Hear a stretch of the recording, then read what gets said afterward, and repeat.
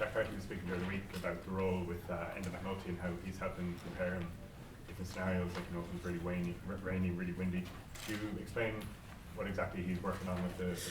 Yeah, no, I think over the last while, Jack has sort of taken on the mental approach to his goal kicking, especially, and is running with a few things, and he's doing a few strategies, and obviously Enda's been around the two guys as part of we do with all our kickers. We try and put them into the scenarios of being in the games, and that's basically what's happening. Enda's just trying to paint some pictures for him so that he can feel a little bit more match type pressure during training.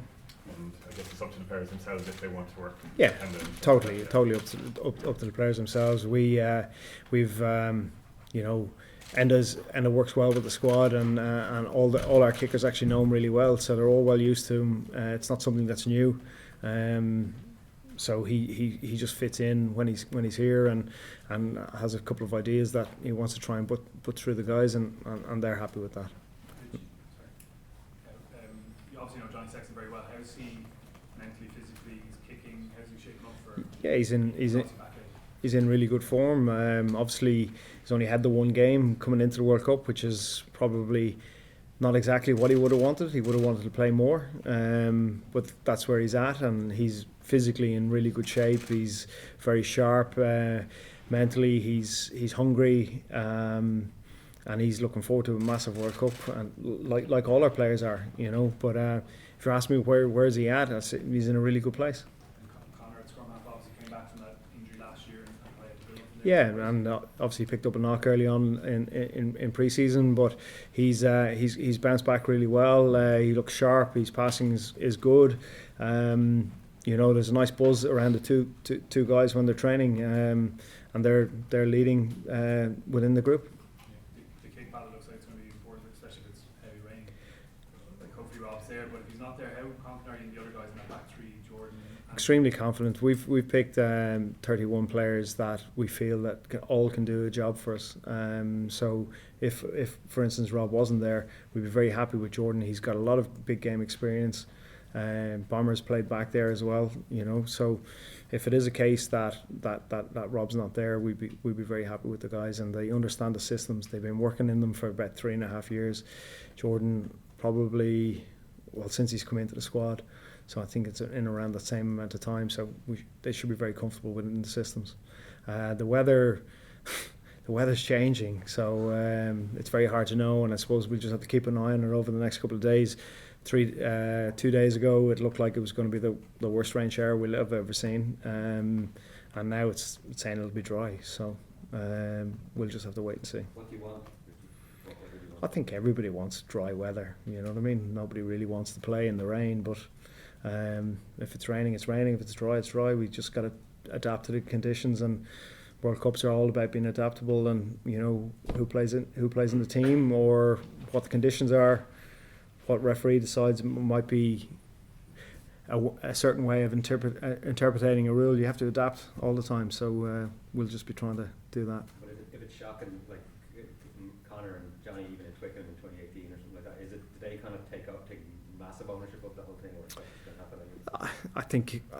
I think the big thing is everybody does their own role. Everyone understands what we're trying to achieve in the areas that we're trying to achieve it, and you know, the two boys as halfbacks, they're the guys who move the team around the park. So it's an extra, it's slightly extra responsibility, but I don't think it's one that'll faze the lads or one that'll worry them.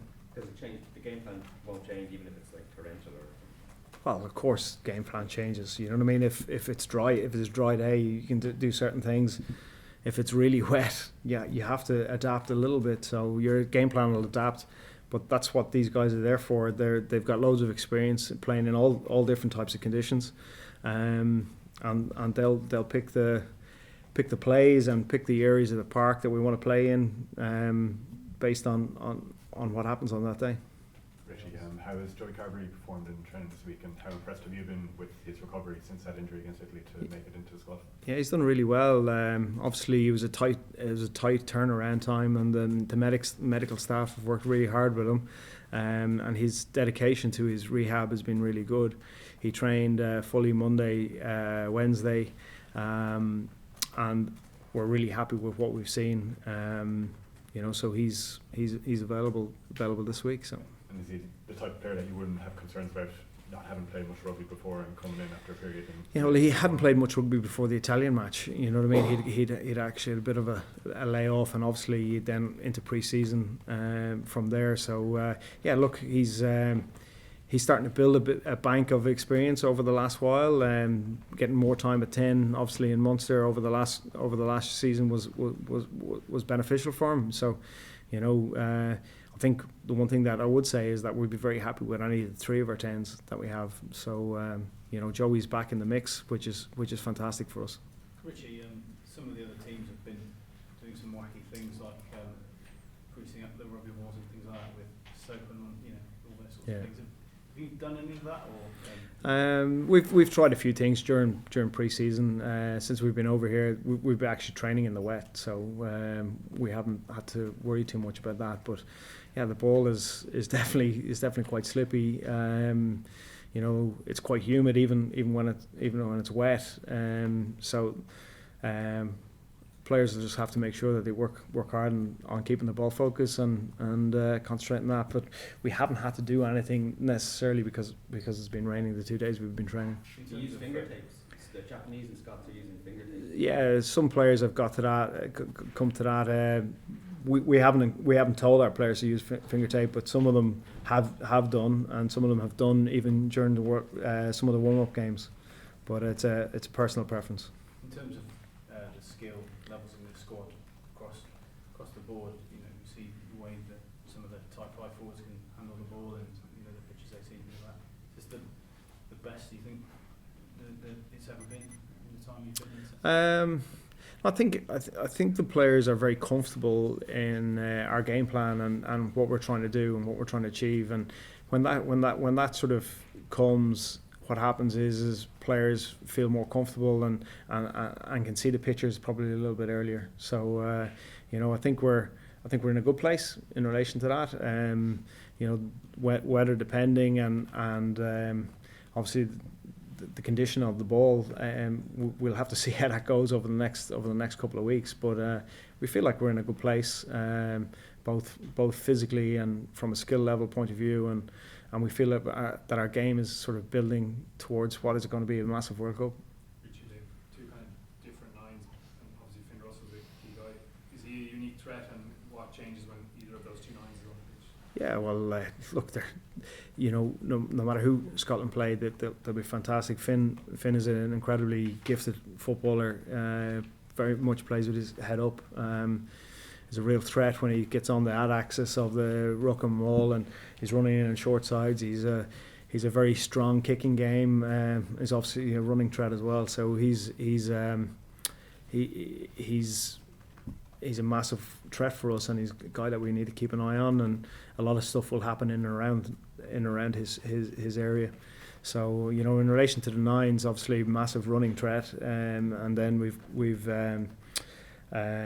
the sort of the old sort of maestro, the leader who positions them around the pitch with a good kicking game and good organisation.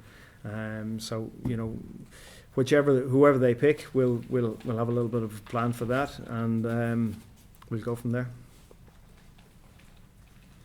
Okay, we happy with that? Going to a bar a bit word.